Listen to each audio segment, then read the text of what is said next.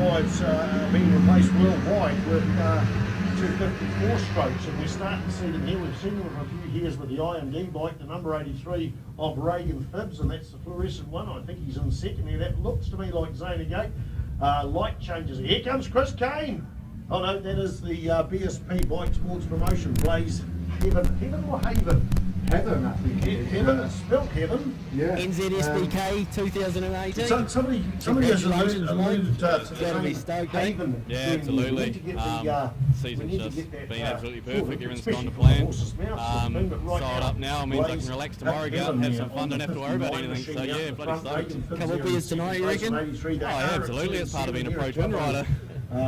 Got anyone that you need to thank for? Like, it's been a lot of years going into this, and it's taken a long time to get here, and you deserve it. Anyone that helped you on the road? Oh, so many. It's biggest is Handy Rentals Hamilton, getting behind me, giving me the transit to get around, been super helpful. DK Designer Homes, Metzler Tyres, F1 Engineering, maybe there's just heaps.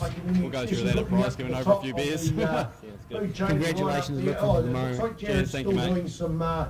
Interviewing me. And how was that race for you, mate? That was a good little tussle. There was like 4 or 5 of you going at it. How was that? Yeah, it was a great battle. You know, we were a bit behind at Hampton when these boys joined us on the front, so it's really just good to have a battle. The Pro Twin class is just, let's just go from strength to strength. I think we've 18 on the grid, you know, all the best in the front, breaking that records. Like, you know, it's just a class to beat, I reckon. Go grab yourself one. Yeah, you hear it from that. Congratulations on that performance, and I look forward to tomorrow. Yeah, much appreciated. Thank you. That is the top 4. And how did you enjoy that little rust up out there, mate? Yeah, no, it was a bit of fun, eh? I love this class. I've been in it for years now, and every time, every race is epic. Congratulations to Jordan too. He's rode an epic season. He deserves it. And yeah, hopefully see him back in the class next year, and then we can battle again. And I'm sure it'll be intense tomorrow because we'll be all on the line just for the last win. So yeah, he definitely rode really well. Like all of you guys are in one pack, and he seemed to clear away from you guys, so it'll be interesting to see what he can do tomorrow, eh? Yeah, we'll try and tag on to the back of him, but he's on form, eh? And he just checked out on that first lap and left us to battle it out. But we'll see what we can do tomorrow, and hopefully make it include him into the battles a bit. But it was great to watch. Congratulations. Cheers, the frame.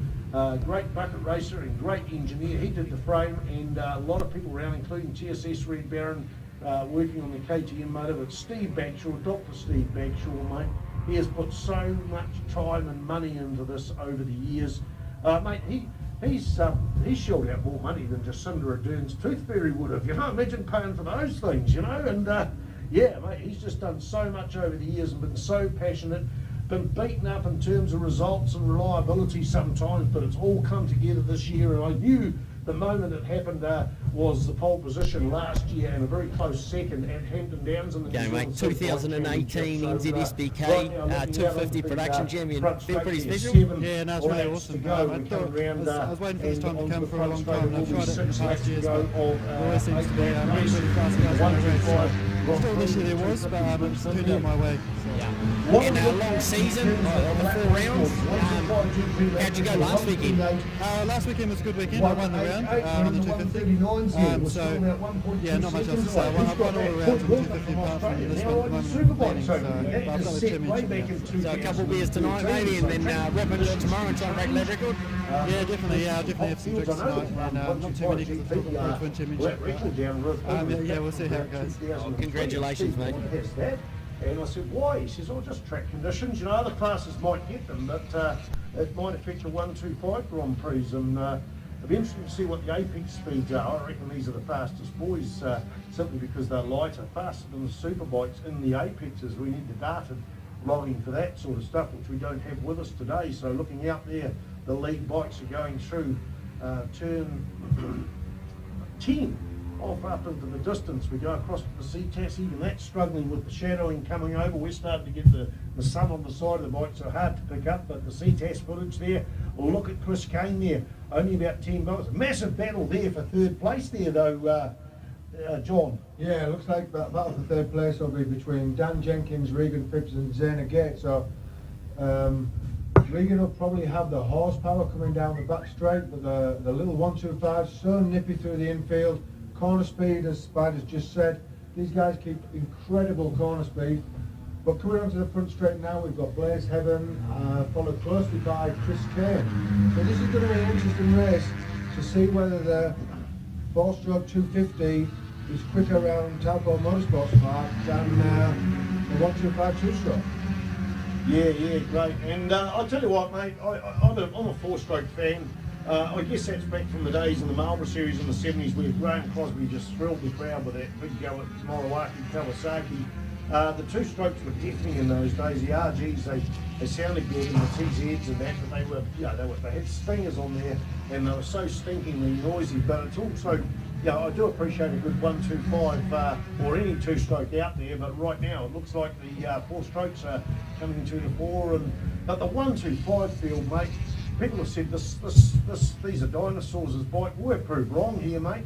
The way that these, particularly Steve Ward and a couple of other teams have just been dogged at keeping these bikes at the track, and the racing has been sensational all the way through the season, as other seasons, and some great competitors out there. We've got Nikki Smith out there on the 66 machine, the VSP RS125. She's competed for several years at the New Zealand Superbike Championships and Pro Twins. Now on 125, she's from New Plymouth, Nikki Smith there. Okay, let's go through the whole field there as of the last lap. Blaze Heaven. Actually, I'll hand it over to you, John Dyson. I'm closer to the computer here, Spider. So Blaze Heaven in P1, Chris Kane 2, Zane Agate 3, Dan Jenkins 4, Regan Phipps on the other 250 in 5th place, Jason Hearn, Campbell Grayling, John Meglin, Will Cliff, Scott topping our Western Australian visitor, Nikki Smith, and I think there's a rogue transponder in there somewhere. I'm sure that Leon Jacobs on a Kawasaki Ninja 250, which I don't think is in this race. So top 3, Blaze Heaven, Chris Kane, and Zane Agate. Yeah, so somebody's probably gone and put it on someone else's bike. But whatever it is, let's forget about that. Zane Agate, a tough season for him. He had 7 laps into practice yesterday and had a massive crash, and the list of injuries is quite long. He's limping around on and got a crutch there. He's got a bandage on his hand and that, but he's come up from the South Island to race the New Zealand Superbike Championships, and he's sticking around and going out there hard charging. So right now, the points lead, 73 points between Blaze Haven and Zane Agate. We've got 3 points between Zane Agate and Regan Phibbs. So that's 130 versus 127. 1 point back to Chris Kane. So we might decide the New Zealand champion here, but that's going to get a hell of a shake up there. Chris Kane now in 4th. If he had 4 points, he'd be up into 2nd. So right now, 25 points for Blaze Haven, 20 points for Chris Kane, 16 for Zane Agate, and then 13 for Daniel Jenkins. Daniel's back in 6th place. So where is Campbell Grayling? He's out for the weekend, is he? Campbell Grayling's down in 7th. Oh, down 7th, sorry, yep. So, the points are all wide open for, it's not just about the New Zealand Championship winning here, it's about the whole field. 4 laps to go. That 4-stroke coming down there, the number 59 machine, Blaze Heaven on the BSP machine. And Blaze is supported by Team BSP, Motor, RST, AGV, Nationwide, Accessories, Henshaw Signs, Bike Vault in Auckland, Motormark Wellington, Webfox and Talent Connect. It's great to see a team going out and seeking sponsors from all over the countryside to support them, and it's a great team. Chris Kane going overseas in a short time. He's going to ride a 125 over in Europe, and I said, you're going to keep your bike? He says, I'd like to, but he says, mate, that bike needs to be out on the track. I can't be sentimental about it. I need to get that bike back out on the track, and he's done some great vlogs on his racing this year. I'm trying to think of the exact, GP machine, Grand Prix machine, and he's out there pretty much straight after a race meeting and telling you all about what's happening. It's not all about him either. He's a sportsman enough to not just put his race report, but do it for the whole team. And a lovely young lad and a great guy to have a beer with. Actually, I think I first met him down at Ruapuna. It was about 10 o'clock at night, and there wasn't many people left in the pits, and I had plenty of beer, but I had plenty of ice and beer, but no chili bin. And they didn't have a chili bin. They said, right, get your screwdriver out there. So we whipped the belly pan off his 125, put it on the ground, put some ice in there, put a whole lot of man coffees there, and sung Jersey songs till about 3 in the morning. Yeah, that's great. No Jersey songs, mate. We just talked motorbikes. I was real lucky to scoot down into the BSP pits, and you touched on that before, Spider. I really get him behind the teams and stuff. We've had Steve Ward for so many years, giving a platform to young riders to go out there and learn. And that's the lucky thing that I had was my father just bought. Well, I bought a bike, a little 400 and stuff, and my dad just gave me a level platform, same as what Reasers do. And it's nice to see some of the teams growing through in this BSP. Boy, first season up, and they're getting a good fair bit of publicity and stuff out of this rider. So your old man's run at the cemetery circuit, has he not? No. Oh, he hasn't. I was saying you have though. Yeah. I'm just trying to think of the winners and the father and son winners there. 04, and of course you were out there with Bruce Anstey as well. He's here. Beat Bruce Anstey. Now that's no mean scalp as well. Let's go back onto the track, and that's a massive battle coming through there. In fact, it's on the Ctas. I was looking at it live, but Ctas have picked it up as well. Going to try and see who those bikes are coming out of turn 5 towards turn 6. That's Campbell Grayling. Yeah, I recognise those colours, Campbell Grayling, and that will be with him probably John Medland from Wellington.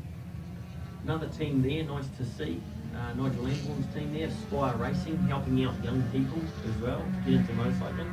2 laps to go, so let's look at the Ctas footage, because we are broadcasting here with the commentary out into the public. I'm joined some Spider, if you want to lay and complain. Write a letter, yeah, that's right.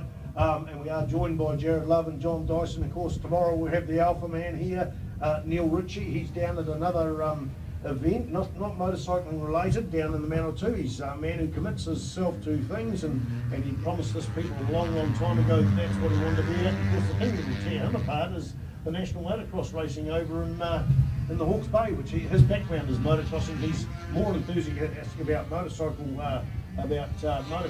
anything else. He's just enthusiastic, isn't he? So he'll be here tomorrow. The white flag is out. We've got the final lap there. John, how are you viewing it all? Blaze Heaven's running away with this one. He's got 2/3 of a lap to go, and he's probably got 400 metre lead.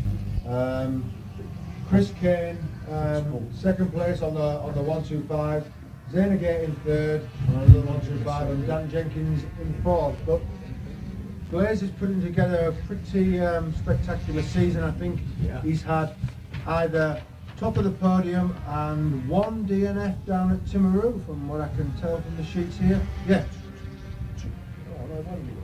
just 1 DNF down at Timaru, and pole position at every round, and I think pole position here too. So nearly perfect season for Blaze Heaven coming into this round. So pole position at each round of the New Zealand Championships, you get 1 point for pole position, and that's enough to be a game changer, especially when you get, if you've got, what have we got? We've got 4 rounds, that's 4 points, and that's enough to have a New Zealand Championship. So there we go. And was that Scott Topping and Campbell Grayling would have battling here on Nicky Smith. Here we go, and this is provisionally the New Zealand champion for the 125 GP class.